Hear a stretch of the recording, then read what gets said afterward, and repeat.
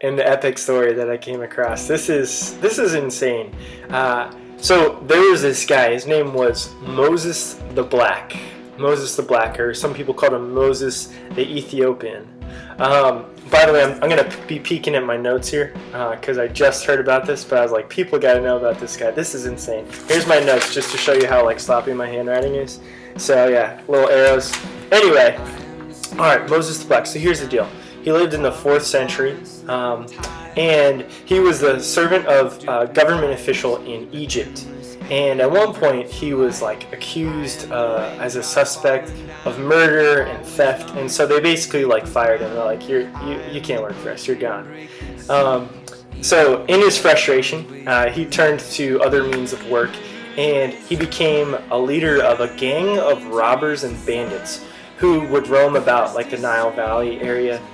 And they say that this guy, Moses the Black, he was huge, enormous, he was overpowering to other people. Anyway, so that was what he was up to in this time. And this one time, he was going to rob a guy, approaching his house, and his guard dog was barking and just being ferocious, and it kind of warded him off. And so Moses the Black was pretty pissed, and he was like, all right, I'm going to get revenge on this guy because I still need to rob him. So it says that Moses the Black basically put his weapons in his mouth and swam across the river to go rob this guy again. And the owner of the hut was alerted, and he hid, and he escaped. And so in retaliation, Moses the Black slaughtered several of his sheep, which is a very kind thing to do. And in that time, the local authorities found out about the robbery and him slaughtering the guy's sheep. So Moses the Black needed to find an escape. So he basically fled, and he fled to the desert in Alexandria, where some monks lived. They lived an ascetical life of prayer and fasting, and they did it in community. And this was way back in the 500s. I'm sorry, 300s, 4th century. Anyway,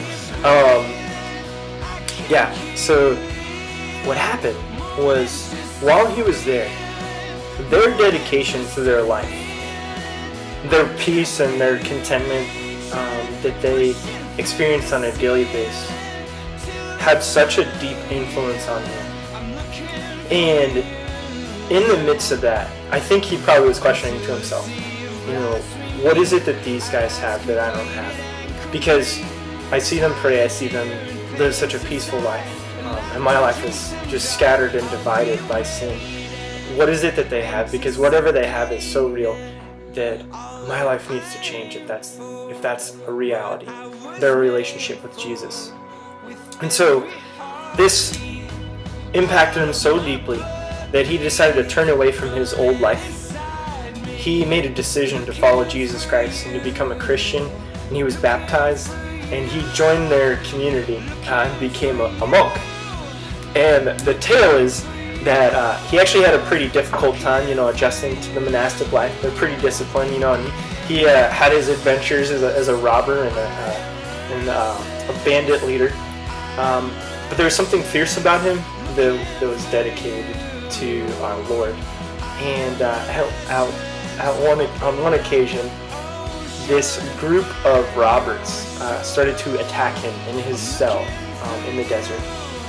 The story is that he fought back, that he overpowered all of them, and he dragged them into the chapel where the other monks are praying, and he asked them at the time, what should I do with these guys?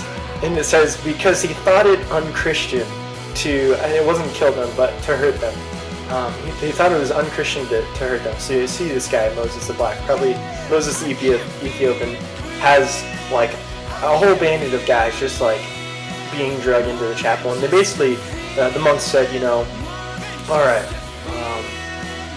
they didn't really come to anything of a drastic decision as to let them go. But in the moment that followed, some of these robbers were so overtaken, literally, by Moses the Black, but also by these monks' holiness, their dedication, the same thing that Moses the Black saw in them that made him convert. And the robbers, right there, like they repented of it. They actually converted to Catholicism, and they joined the community.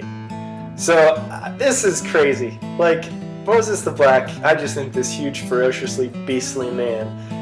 You know, he could have beat the crap out of these guys. What ended up happening is because of the mercy that they were shown, they too encountered Christ. And I just had to share this story because this is awesome. This guy's intense. People need to know about him. And he's one of those really like unknown, you know, like not well-known saints. So here's Saint Moses the Black, or Saint Moses the Ethiopian, as he was called. Hope you enjoy it.